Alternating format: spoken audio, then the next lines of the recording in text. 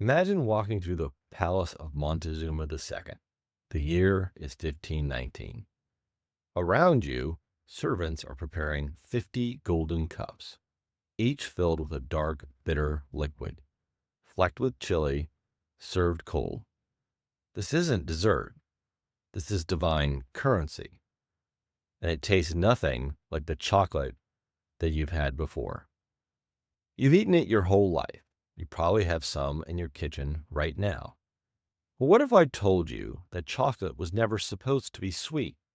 That one empire kept it a state secret for nearly 100 years, and that the man who actually invented the chocolate bar died broke, forgotten, while someone else took his idea and built a dynasty worth billions.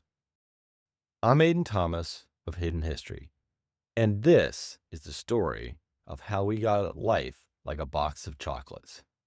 This is the history of chocolate. It starts in the rainforests of Central America.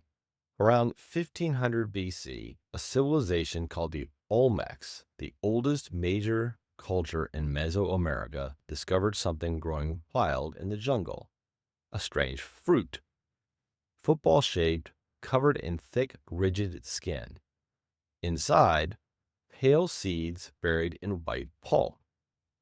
The Olmecs learned to ferment those seeds, to roast and grind them into a paste, then to mix that paste with water, corn, and spices, chili, vanilla, annatto, and drink it cold. This was the first chocolate, bitter, thick, and completely unrecognizable to modern taste. By the time the Maya civilization rose around 250, cacao had become something sacred. The Maya word was cacao. They painted it on pottery. They included it in burial rituals. They poured it in between vessels in long, frothy cascade, not to enjoy the taste, but to honor their gods. There's a Mayan manuscript called the Dresden Codex that depicts the god of death holding a cacao paw. This wasn't a snack. This was a ritual object, a bridge between the living and the dead. The Maya also figured something else out. Cacao was money. Cacao beans were traded, taxed, and counterfeited. Archaeologists have found fake cacao beans, clay, painted to look real, stuffed into merchants' pouches across multiple excavation sites. 3,000 years ago, someone was out here faking chocolate. By the time the Aztec Empire rose to the power in the 14th century, cacao had become even more powerful. Emperor Montezuma II reportedly drank 50 golden cups of chocolate, bitter water, every single day. Not for pleasure, for power. He believed it connected him to Quetzalcoatl, the feather serpent god who, according to Aztec legend, had given humanity the gift of cacao in the first place. Aztec warriors were paid in cacao. 10 beans could buy a rabbit. 100 could buy a slave. Cacao financed wars. And when soldiers marched into battle, they carried cacao paste, pressed into portable tablets as battlefield rations. But here is where it gets interesting. When Spanish conquistador Hernán Cortés arrived in Mexico in 1519, Montezuma initially mistook him for Quetzalcoatl, the very god of cacao. He welcomed Cortés with feasts, with gold, and with cups of chocotal. Cortés didn't much like it. He reportedly called it a drink for pigs. But he recognized its value immediately. Cortés brought cacao back to Spain in 1528, and for the next 100 years, nearly a full century, Spain kept it a state secret. The Spanish crown controlled every cacao shipment from the New World. Monks and court physicians added something the Aztecs never had: sugar and honey and warm water. The bitter drink became something sweeter, more palatable, more addictive. European nobility passed it around their private courts, while ordinary people had no idea it existed.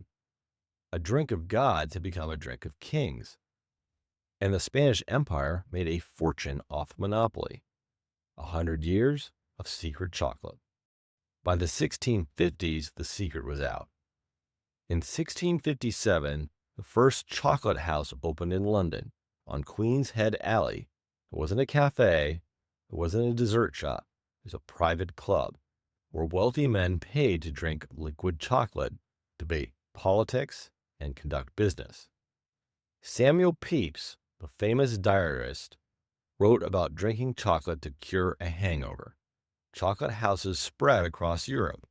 They became as influential as coffee houses. And with demand exploding, European powers began building cacao plantations across their colonies: Britain, France, the Netherlands, each one powered by the same thing: enslaved Africans forced to work the land.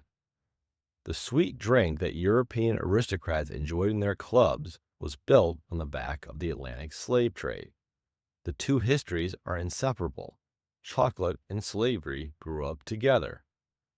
For nearly 3,000 years, chocolate was a drink. That changed in 1828.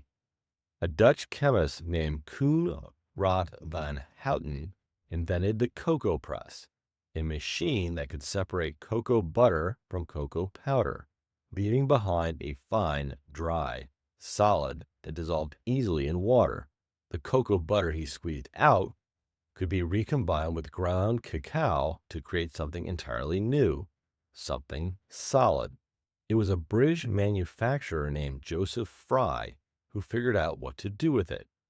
In 1847, J.S. Fry and Sons in Bristol, an address most people have never heard of, poured a mixture of cocoa powder, sugar, and cocoa butter into a mold, and out came the world's first solid chocolate bar.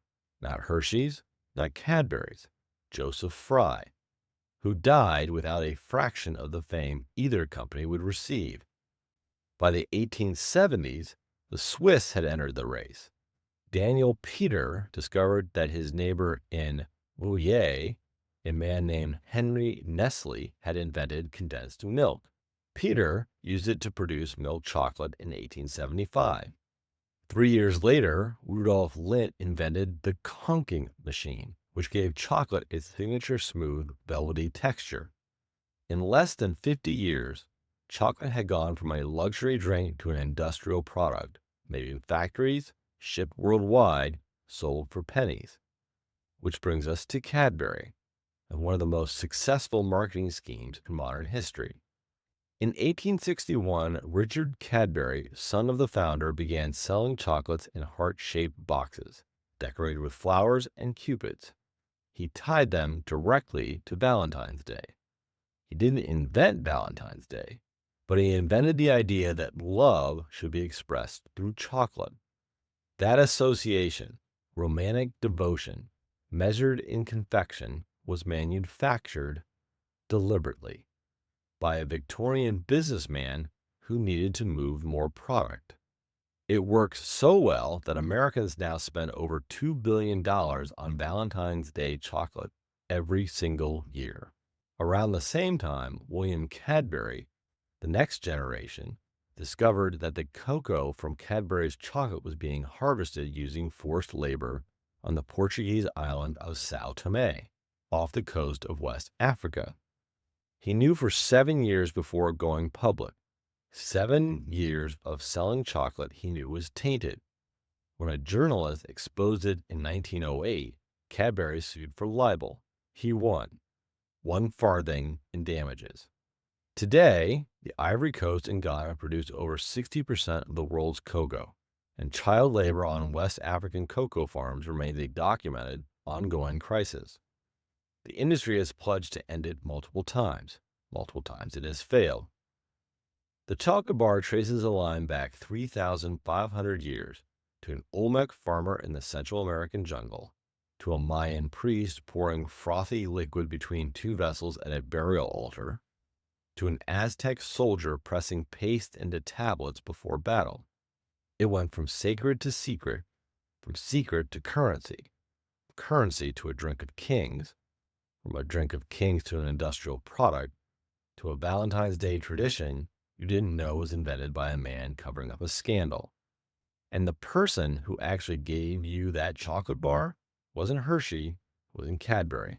It was Joseph Fry, and almost nobody knows his name. If you enjoyed today's episode of Hidden History, hit that subscribe button, like the video, give us a hype, subscribe to our email, and comment below on another episode you'd like to see. Next week, we're uncovering the hidden history behind another sweet object you use every day. Next week, we're covering the history of sugar. Now, take a look around. History is everywhere.